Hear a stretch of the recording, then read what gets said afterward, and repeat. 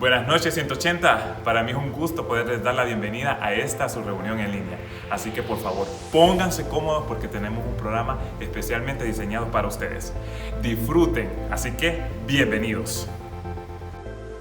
Bienvenidos a 180 Profesionales. Nos alegra tenerte con nosotros. El servicio, la alegría, las sonrisas, corazones alegres, buena música, compañerismo y hermandad son algunas de las características que nos identifican. Y el día de hoy queremos compartirlas contigo. Así que puedes tomar asiento, relajarte y disfrutar con nosotros.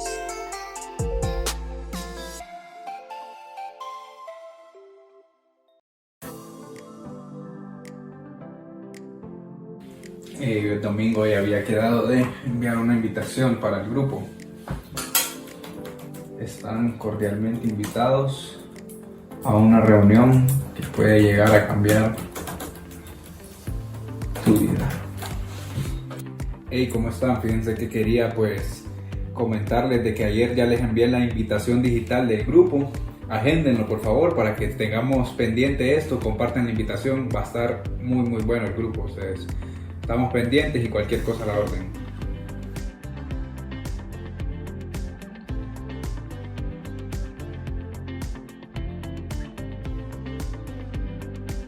Le voy a hablar a Pancho que había quedado de ayudarme.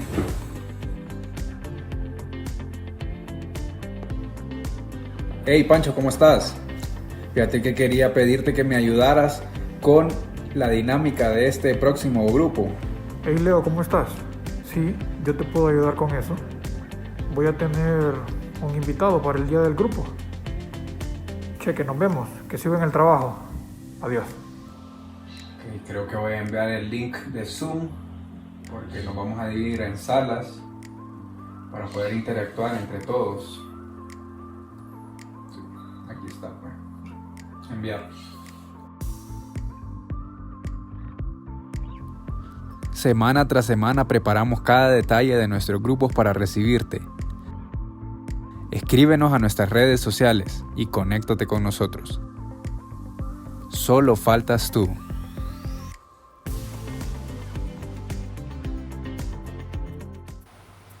Todos tenemos una historia que podemos contar, y más sobre todo cuando sabemos que Dios está en medio de esa historia. Así que hoy les dejamos Historias de Cuarentena.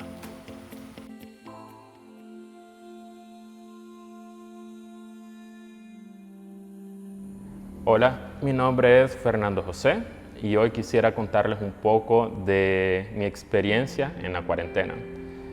Es sábado 16 de mayo, acabamos de terminar de almorzar en familia, estamos mi mamá, mi papá y yo sentados en la mesa, estamos hablando de fútbol con mi papá, estamos viendo memes, contando chistes y nos estamos riendo.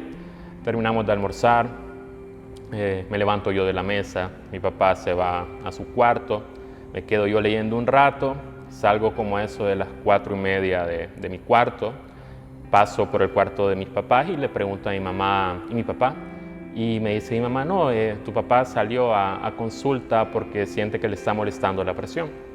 Aproximadamente una hora, tal vez en promedio, nos llama mi papá y nos dice, parece que me van a dejar ingresado. Y ok, le digo yo a mi mamá, nos movilizamos de la casa, vamos al hospital, hablamos con los médicos.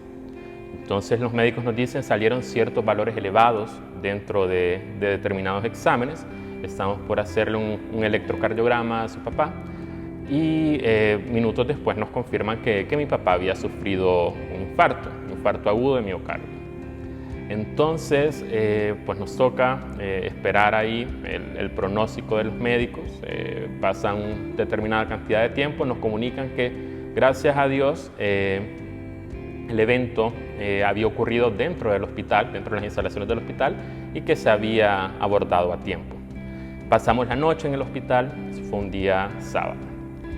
Pues las cosas iban evolucionando de manera favorable, de momento parecía los pronósticos eran buenos, de acuerdo a lo que los médicos hablaban.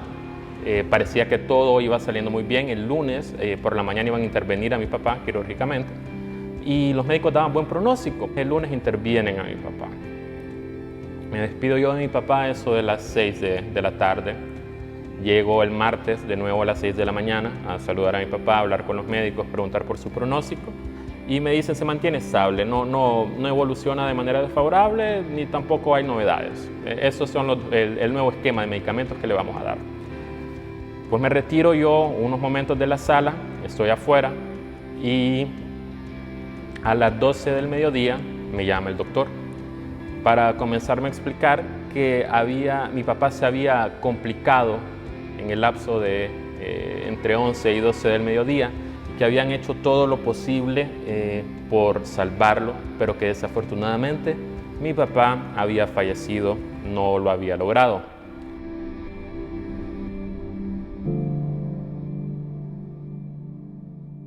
Quizás un mes antes aproximadamente, no les podría decir, un día estaba yo acostado en la mañana en mi cama y estaba pensando si de repente yo estaba siendo muy severo en cuanto a lo de tomar las medidas de bioseguridad, querer proteger a mis papás, etcétera, limitar mis salidas si no eran necesarias. Y dije yo en un punto, creo que me estoy preocupando demasiado, realmente va a ocurrir lo que tenga que ocurrir y que se haga la voluntad de Dios. Un mes y medio después estaba ocurriendo ese suceso. Pues claro, lo que se viene es un proceso bastante doloroso. Un mes posterior a lo de mi papá, mi mamá sale positiva para una prueba de COVID. No me pregunten cómo sucedió, porque no tengo ni la menor idea.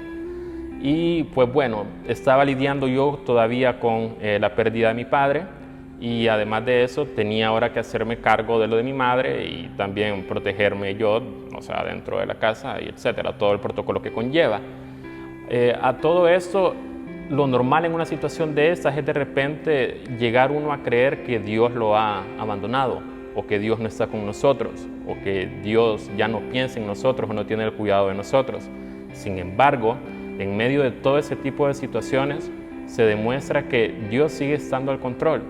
Y hay una palabra en Salmos 118:7 que dice: Jehová está entre aquellos que me ayudan. Realmente siguen ocurriendo milagros dentro de todo ese tipo de situaciones. Sin embargo, son cosas que damos por sentadas al momento de estar pasando por tiempos difíciles. Uno de esos milagros son amigos que te llaman, gente que está pendiente de vos, gente que está ahí para tenderte una mano. Antes de esto realmente era una persona que no le daba mucha importancia a los grupos en general. Hace un año comencé a integrarme a 180 y el haber atravesado por esa situación me demostró la importancia de tener un colchón de amigos, una cama, es ese grupo que está detrás tuyo, que te acoge y que te da una mano y que está pendiente de vos. Podás llegar a sentirte solo en un determinado momento, pero como dice esa palabra en Salmos, Jehová está entre los que me ayudan. Yo sé que todos queremos ver que el cielo se abra y salga un rayo de luz y escuchar una voz, pero realmente Jehová está en cada una de esas personas que te tiende una mano para ayudarte y está pendiente de vos. Los milagros siguen ocurriendo realmente dentro de nuestras vidas. Lo que pasa es que muchas veces los damos por sentados. Ahora un poco de fe dentro de la historia. Realmente el proceso de mi papá no ha sido un proceso fácil, ha sido un proceso bastante doloroso, pero creo que no podría estarlo hablando aquí si no fuera porque Dios me ha dado las fuerzas para venir y estar delante de una cámara compartiendo mi experiencia. No es que vengo como un producto terminado, vengo como una obra que todavía continúa en proceso. Nos reíamos el otro día en el grupo, en una reunión de Zoom, y decíamos que todos teníamos que ser como Cenros, que es un edificio que siempre está en construcción y que nunca se termina. Realmente, por la gracia de Dios, nosotros deberíamos de estar siempre renovándonos y en construcción y creciendo. Entonces, no es que les estoy dando testimonio de algo que ya viví, realmente estoy hablando de algo que continúo viviendo. Y en cuanto a la fe, les podría decir que he dudado, pero dice el apóstol Pablo: me gloriaré en mis debilidades, porque de este modo el Espíritu de Dios morará en mí, porque cuando soy débil soy fuerte. Entonces la duda viene en este momento a ser, por así decirlo, el gimnasio de la fe, el terreno donde la fe se pone a prueba. Entonces quiero hacer eso más como una reflexión para valorar todas las cosas que tenemos dentro de nuestra vida, apreciar los momentos, apreciar las personas, no dar las situaciones ni las cosas que tenemos por sentado. porque milagros siguen ocurriendo a diario. Cosas como ya el simple hecho de tener un techo o de tener alimento o de contar con salud ya es un milagro en sí solo. Si nos lo ponemos a ver desde otro punto de vista, son 8.000 millones de personas en el mundo, 1.600 millones de personas viven en condiciones de extrema pobreza, o sea, el 20% del mundo. Así que tener ya techo y salud es una bendición enorme. Tener un alimento y poder comer 3 tiempos es una bendición enorme. No todos cuentan con ese tipo de bendiciones. Valoremos ese tipo de cosas, valoremos esos milagros y recordemos que Dios siempre es bueno y su voluntad es buena, agradable y perfecta, aunque a veces no lo entendamos. Y recordemos a Job en su momento cuando cuestionó a Dios, cuando preguntó a Dios. ¿Y qué le respondió Dios? Dios le respondió dónde estaba él cuando lo formó dentro del vientre de su madre y dónde estaba él mientras él nombraba las estrellas, mientras Jesús nombraba las estrellas. Hay cosas que simplemente no las vamos a entender y que tenemos que pedir la ayuda de Dios para ir saliendo adelante.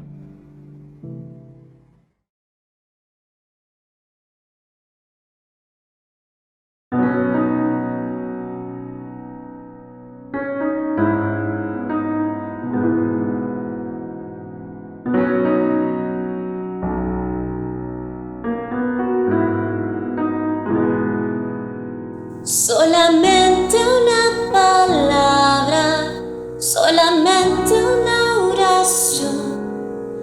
Cuando llegue a tu presencia, oh Señor,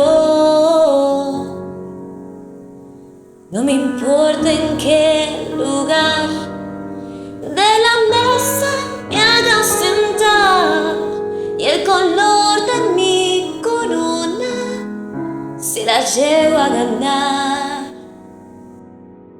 Solamente una palabra, si es que aún me queda voz, y si logro articularla en tu presencia. No te quiero hacer preguntas, solo una petición. Y si puede ser a solas, mucho mejor. Solo déjame mirarte cara a cara y perderme como un niño en tu mirada. Y que pase mucho tiempo y que nadie diga nada, porque estoy viendo al maestro cara a cara. Que se ahogue mi recuerdo en tu mirada. Quiero amarte en el silencio y sin palabras. Y que pase mucho tiempo y que nadie diga nada, solo déjame mirarte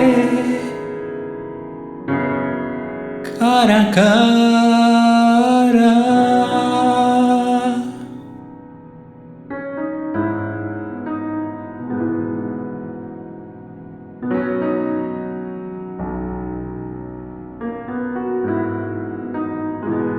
Si mis tesoros han perdido todo su valor y en este mundo ya no encuentro más satisfacción, es porque he probado y he podido ver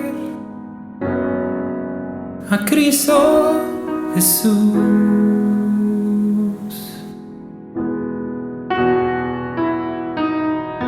Si todo es nada comparado a lo que hay en ti, lo que estimaba ya no es importante para mí, es porque he probado y he podido ver a Cristo Jesús, a Cristo Jesús. Te deseo más que a la vida te deseo, más cada día te deseo, más todavía, Jesús.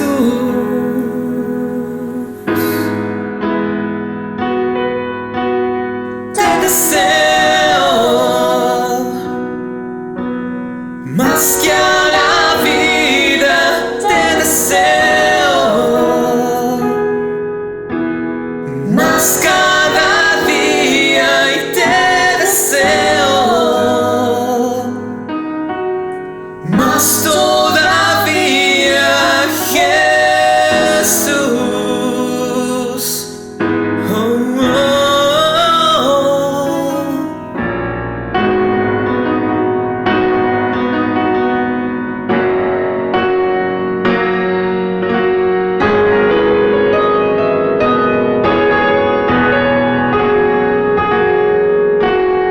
Cuánto deseo verte, Cara a cara quiero verte, Jesús.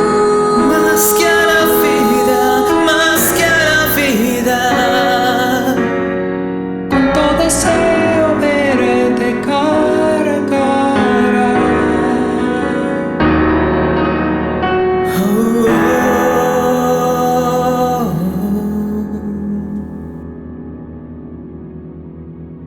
Cuando caiga ante tus plantas de rodillas, déjame llorar pegado a tus heridas, y que pase mucho tiempo y que nadie me lo impida,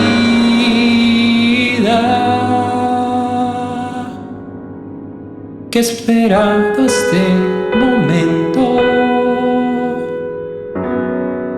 toda mi vida.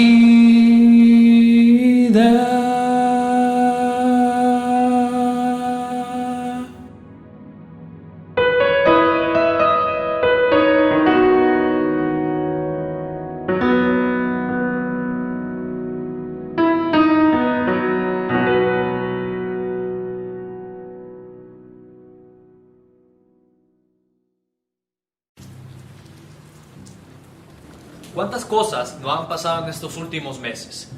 Posiblemente perdiste a un ser querido, perdiste un trabajo e inclusive perdiste oportunidades que ya tenías más que plasmadas que iban a suceder en tu vida. Pero también está el otro lado de la moneda. Puede ser que aún no hayas perdido nada. Puede ser que estés en la comodidad de tu casa, que estés trabajando de lo más tranquilo del mundo, en una computadora propia, en una mini oficina, y que estés disfrutando de un gran tiempo con tu familia. Pero hay algo que posiblemente hasta el día de hoy está prevaleciendo en tu vida, y eso es el temor, el miedo, la incertidumbre.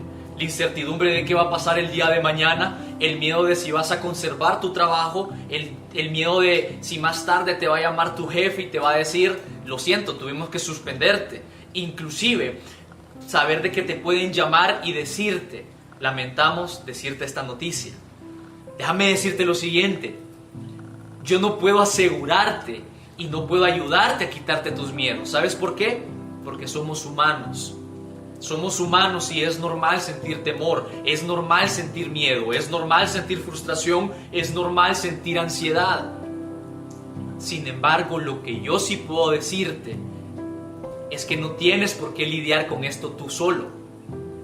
Mira, un hombre llamado Jesucristo hace más de 2000 años también tuvo miedo. También tuvo miedo, pues él era humano como vos y como yo. Él tuvo miedo, miedo de morir, miedo de llevar una cruz para pagar todos tus pecados pasados, presentes y futuros. Él tuvo miedo. Sin embargo, ese miedo se convirtió en esperanza para vos y para mí. ¿De qué manera? Dándonos compañía eterna. En Mateo 28, en el versículo 20, nos dice esta promesa espléndida, esta promesa espectacular, que es mi deseo que tú también tomes para tu vida y recuerdes esto, y es: yo estoy con ustedes todos los días hasta el fin del mundo. Posiblemente tu miedo no se vaya a quitar. Posiblemente mientras estés escuchando esto, estás pensando en qué va a pasar el día de mañana. Y como te dije, aunque yo no te pueda quitar esto, no tienes por qué caminar solo. Esta puede ser la noche en la que hagas de tu temor el milagro más grande, gracias a una nueva esperanza.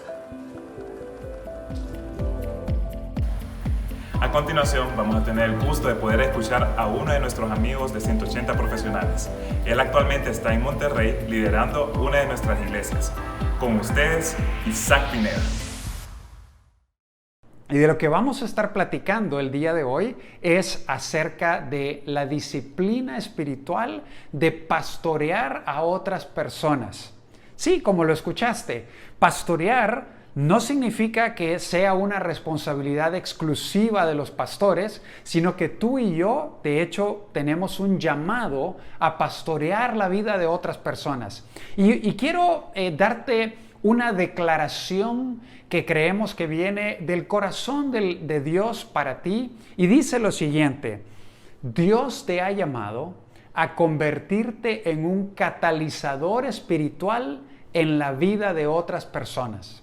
Quiero que escuches bien esto. Dios te ha llamado a convertirte en un catalizador espiritual en la vida de otras personas. Ahora bien, yo sé que tú estás ahí escuchando este mensaje con tu familia, disfrutando de un buen café, y probablemente te preguntas, Isaac, ¿a qué te refieres cuando hablas de un catalizador espiritual? Bueno, para poder hablarte un poco de lo que quiero decir con respecto a un catalizador espiritual, tenemos que entender qué es lo que la palabra catalizador significa.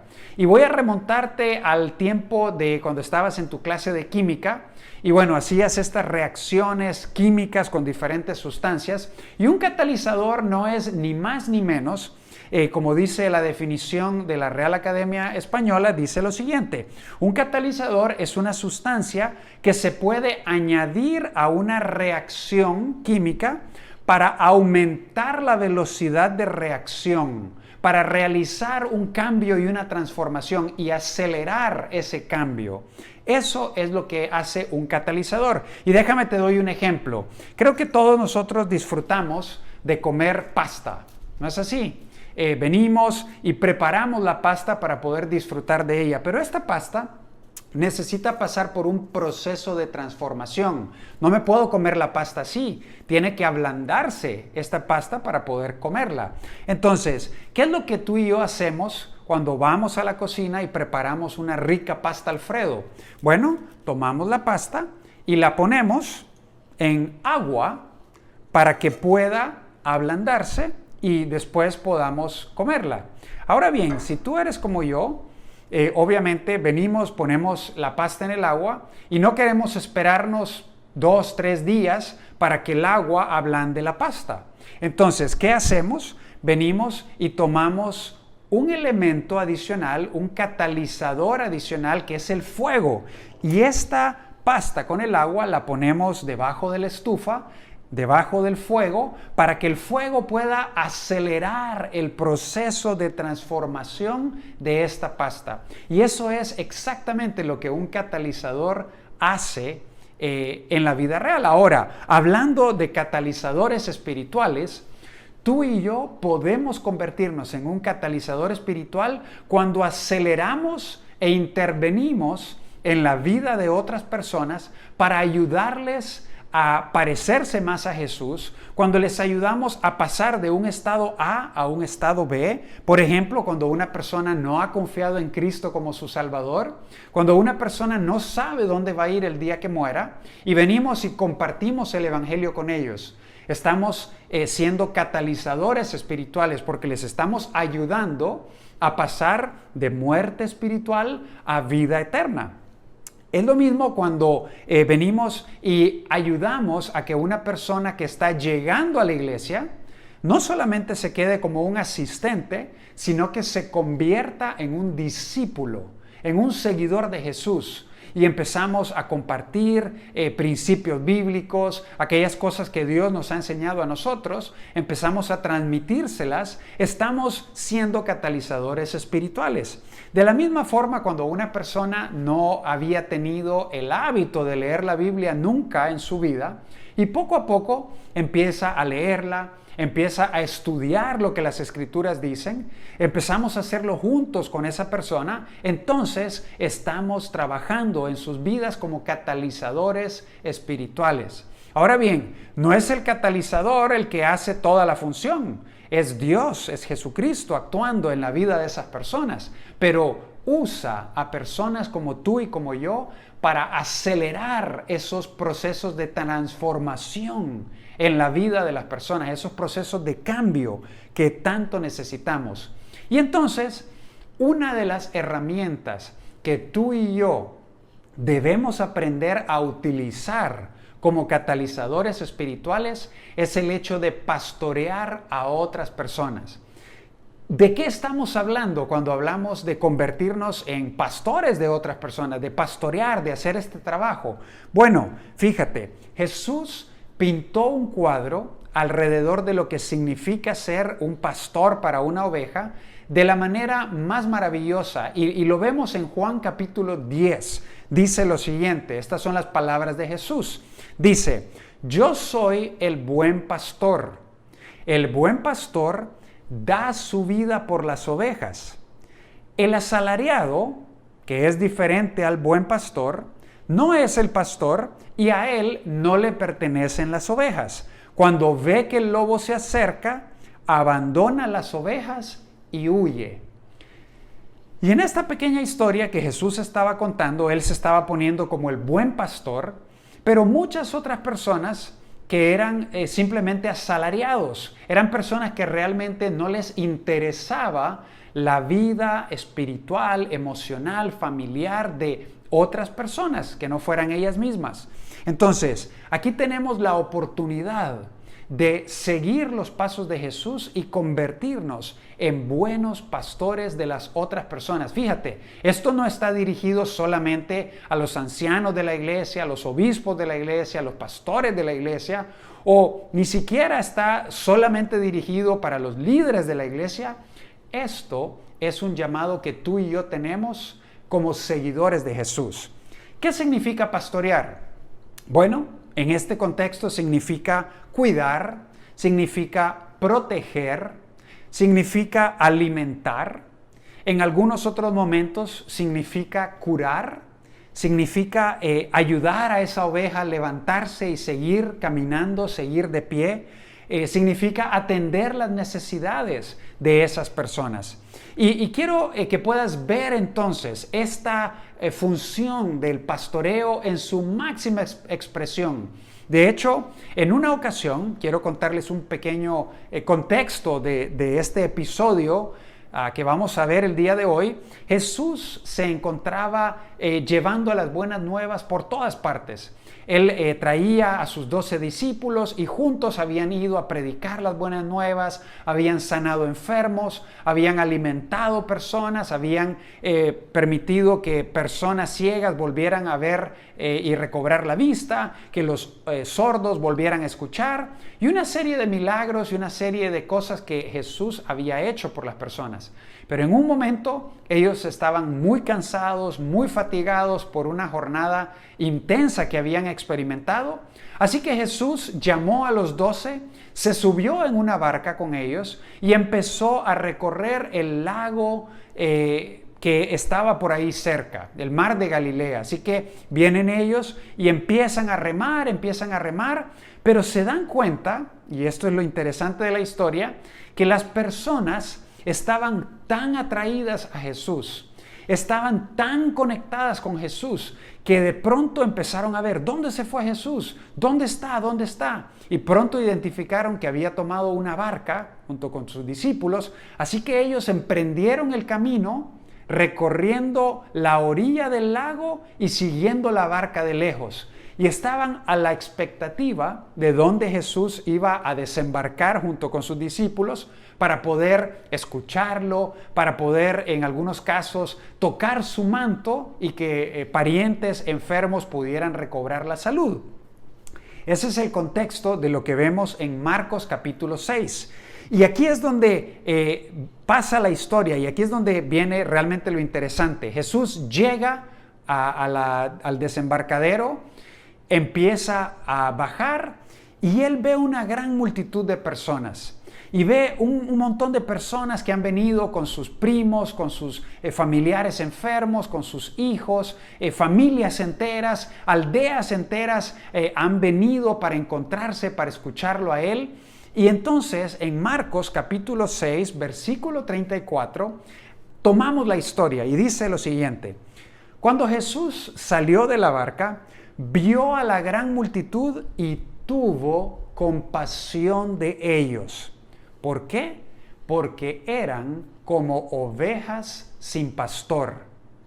Entonces comenzó a enseñarles muchas cosas. Ese fue uno de los días más memorables para los discípulos. Yo me imagino que Pedro estaba absorbiendo todo aquello, Juan, Jacobo, Santiago, todos ellos estaban ahí, Felipe, escuchando, viendo qué era lo que pasaba y vieron a Jesús. Vieron a un Jesús cansado probablemente en su parte humana, pero que cuando vio esa gran multitud se llenó de compasión por ellos y comenzó a enseñarles. Probablemente repitió el sermón del monte y habló de las bienaventuranzas y habló de lo que significa seguirlo a él y habló del reino de Dios y habló de quién él era y por muchas horas estuvo enseñándoles. Eso es lo que vemos en esta historia que está narrando Marcos. Probablemente que Pedro le dictó todas estas memorias, todas estas cosas que él había visto de primera mano. Así que la actitud de Jesús es una actitud de convertirse en el pastor de estas ovejas. Ahora bien, quiero que veas qué fue lo que pasó más adelante. Dice, al atardecer, los discípulos se le acercaron y le dijeron, ellos empezaron a ver que Jesús estaba muy tranquilo, que la gente estaba todavía ahí, que habían recorrido muchos kilómetros desde sus casas y que ya se estaba haciendo muy tarde.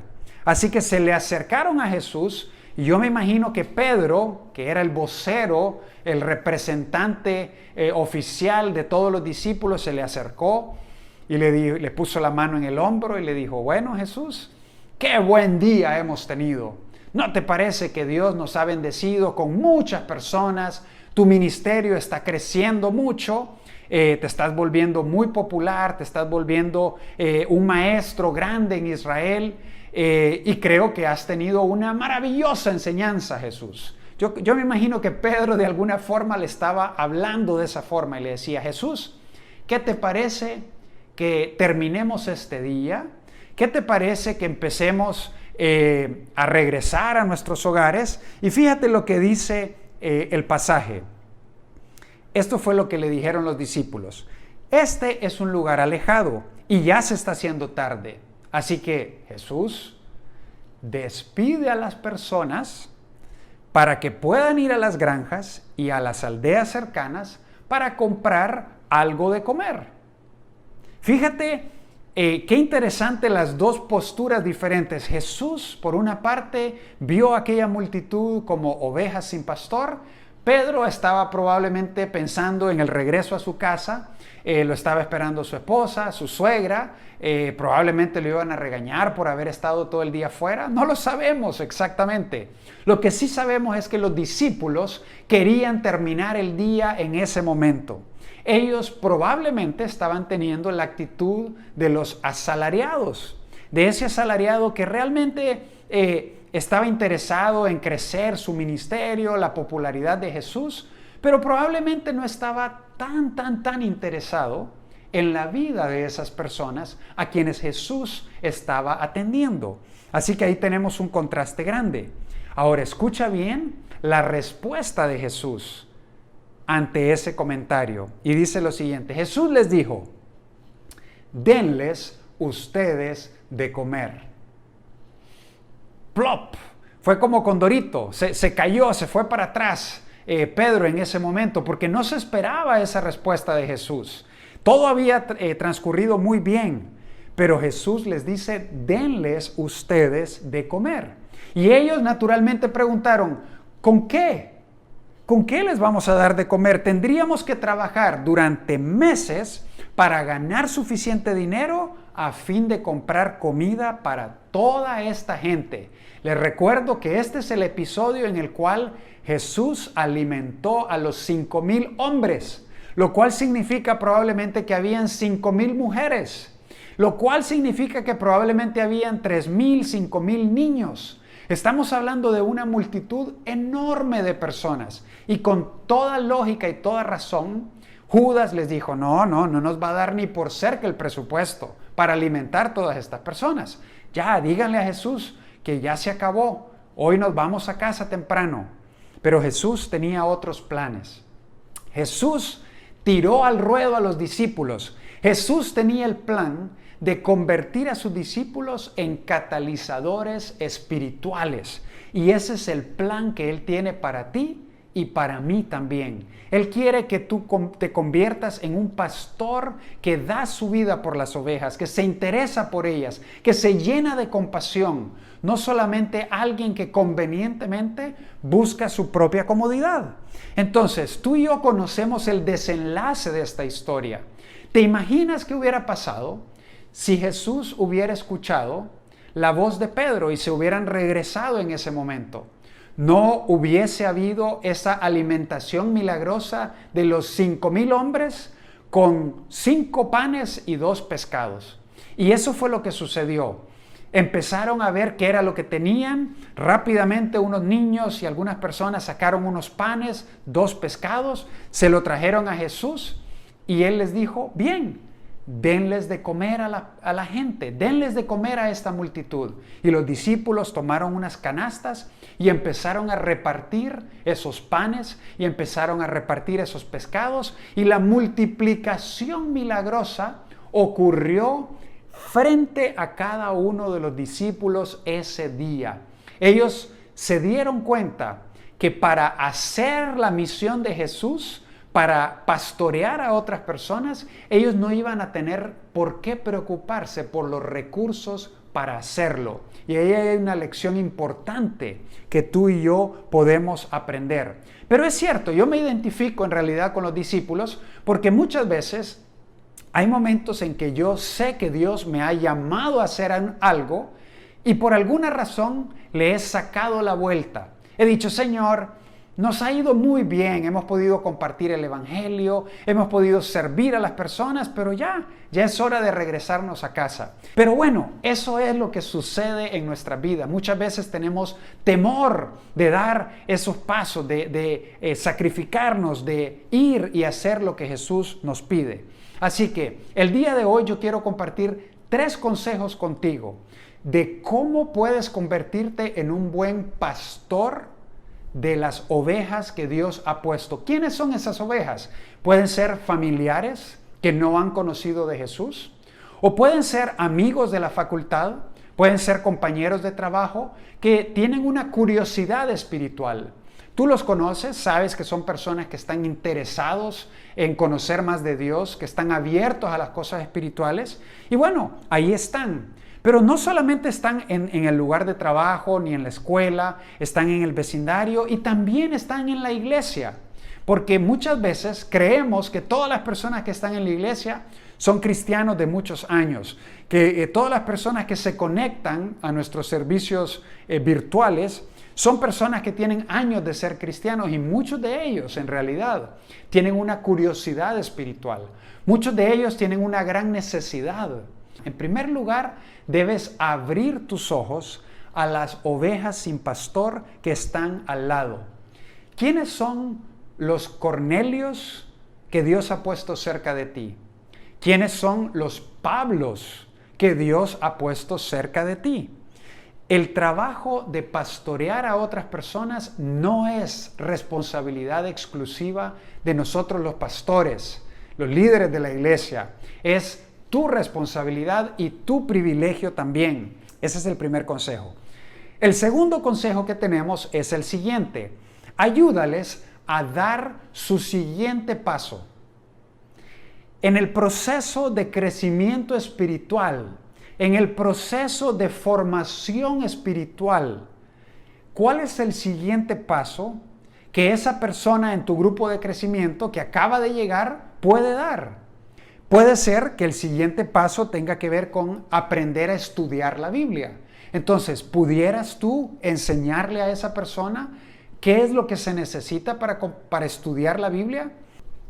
Y tercera acción que podemos hacer y realizar para crecer en convertirnos en mejores pastores de las personas, sacrifícate por ellos. Jesús se sacrificó ese día, ¿no crees tú? Se tomó la pena y la molestia de alimentar a más de 10,000 personas después de haber estado todo el día enseñándoles. Y no solamente eso, si tú continúas leyendo Marcos capítulo 6, la historia no termina ahí. Cuando ya habían comido, cuando ya se habían saciado, cuando ya los discípulos habían recogido las 12 canastas con el pan y el pescado que había sobrado, Él viene y les dice, váyanse a los discípulos, váyanse, adelántense y ya los alcanzo. Y Él se quedó allí despidiendo a la persona. Yo me imagino que venían las familias y le decían, wow, Señor, gracias por lo que nos enseñaste el día de hoy. Gracias porque mira, aquí está mi hijo, al que tocaste el otro día, al que le tocaste los ojos y pudo recobrar la vista. Te lo agradecemos, Señor. No tienes idea, imagínate Jesús despidiendo a toda esa multitud que estaba agradecida, que estaba con más peticiones para Él, pero Él se tomó el tiempo. ¿Por qué? Porque Él es el buen pastor y el buen pastor da su vida por las ovejas. Eso es lo que tú y yo debemos aprender a hacer. Tú y yo debemos aprender como discípulos y como seguidores de Jesús a sacrificarnos por ellos, por estas personas que estamos ayudando a crecer. Dales una llamadita, mándales algo de comida, ora por su familia, platica con ellos, simplemente escúchalos. Te recuerdo, el buen pastor va por las ovejas. No espera a que las ovejas lo llamen, no espera que las ovejas le vengan a contar todos los problemas. El buen pastor sabe cuando una oveja se ha ausentado, sabe cuando una oveja se ha lastimado y está ahí al pendiente para ayudarla a crecer y a salir adelante. Hoy te quiero dar el reto de convertirte en un catalizador espiritual a través de estas 3 acciones de pastoreo.